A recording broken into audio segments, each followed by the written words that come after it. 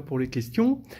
Euh, alors, est-ce qu'on peut dire ce que l'on a posé? Par exemple, epsilon, qu'on voit un petit peu partout dans les formules, il est fixé. Est-ce que, donc ça, c'est une première chose. Ensuite, quand est-ce qu'on considère les fonctions comme des fonctions en t, comme des fonctions en x? Euh, il semble que epsilon t et x, bon, on n'avait pas le temps, hein, évidemment, d'en parler. Peut-être que là maintenant, on peut en parler un petit peu mieux. Bah, la logique des quantificateurs et l'ordre veut que x et t dépendent de epsilon.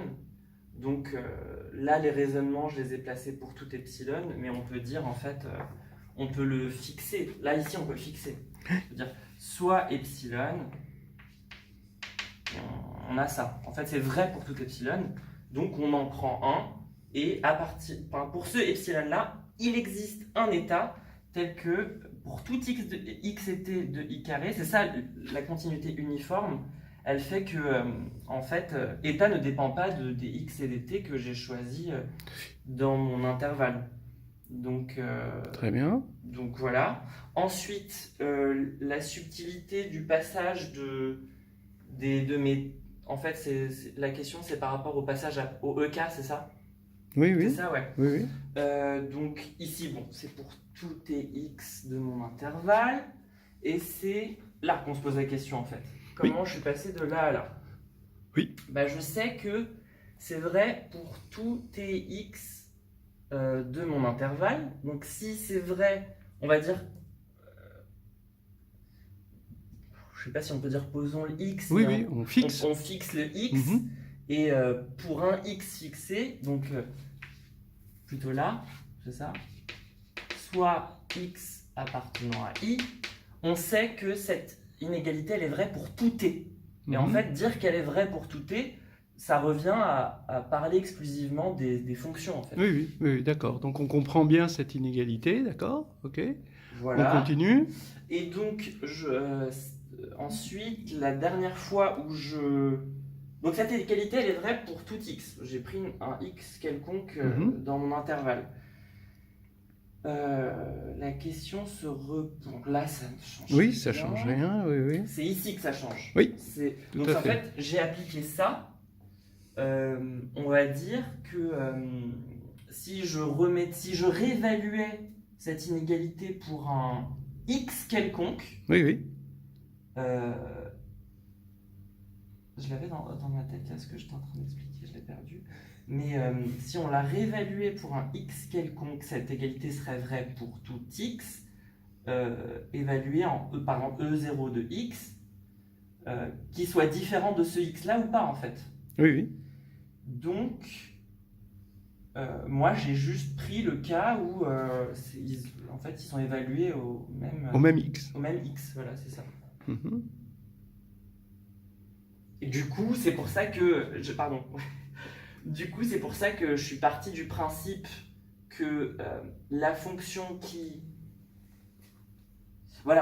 à x associe x carré, euh, j'ai considéré que c'était E2, quoi. Mhm. Donc, c'est pour ça que j'ai remplacé x, enfin, je l'ai évalué pour que ce soit. Oui, oui. En fait, oui, oui. Tu l'as réévalué en x. Je l'ai réévalué en x Oui, oui, pour que tout ce à soit le fait. même. D'accord. En fait, ici, ça qui est intéressant, c'est que il n'y a a priori pas de dépendance entre les deux. Mhm. Enfin, même pas a priori, il n'y a pas de dépendance entre les deux. Et du coup, s'il n'y a pas de dépendance, si on l'évalue au même. D'accord. Alors, après, bon, ben, d'accord, on a une manipulation d'inégalité.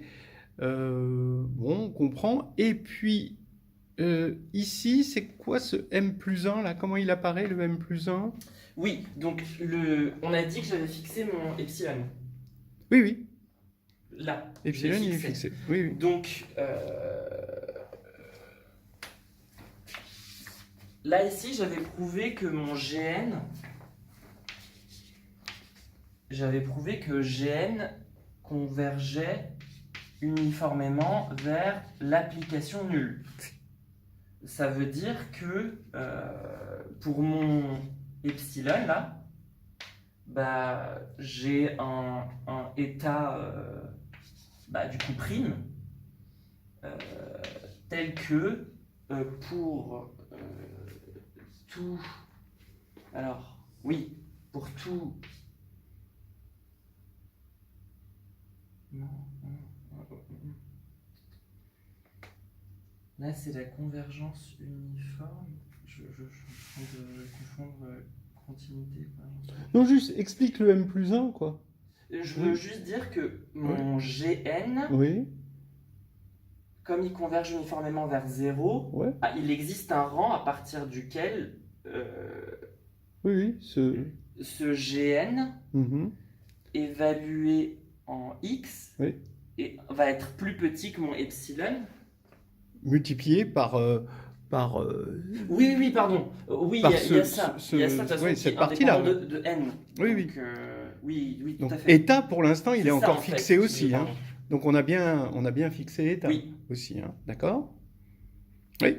Donc ça, à partir d'un certain certain rang. rang, Maintenant, ça y est, on dit qu'à partir d'un certain rang, pour n, d'accord, voilà. ça va être inférieur Et à ça. ensuite, là, je me sers du fait que un de E0, Mhm. c'est une fonction continue Oui, sur vas-y. I, Oui. et toute fonction continue sur un compact, elle atteint ses bornes, donc elle est bornée. Enfin, j'ai même pas... Oui, mais est-ce qu'elle est bornée uniformément par petit n? Oui.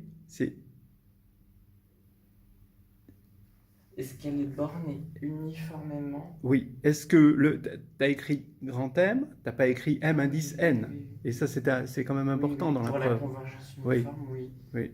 Ça veut dire, en gros, est-ce que c'est vrai pour tout x Est-ce que c'est indépendant de... indépendant. Est-ce que M est indépendant de N? M est indépendant de n, mais il faut que je justifie.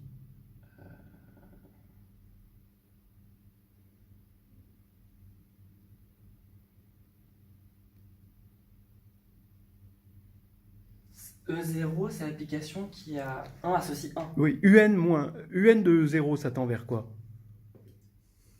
UN, ça tend vers E0. E0.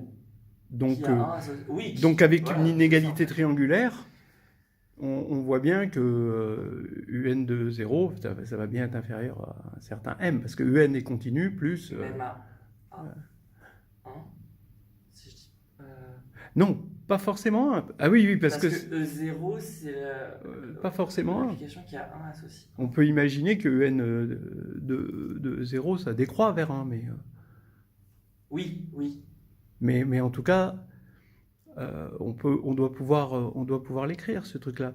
Hein, UN de E0 moins E0 est inférieur à un certain epsilon, prime, d'accord? Et donc, avec l'inégalité triangulaire inversée, hein, de l'autre, on va avoir UN de E0 qui va être inférieur à E0 plus quelque chose. Donc, on peut toujours le majorer par un M indépendamment de N à partir d'un certain rang, puisqu'on est à partir d'un certain rang. Hein. Donc là, oui. Bon, d'accord. Ok. Et maintenant, quelles sont les applications du théorème de Korovkin? On peut l'appliquer pour démontrer le théorème de Weierstrass, c'est-à-dire que toute fonction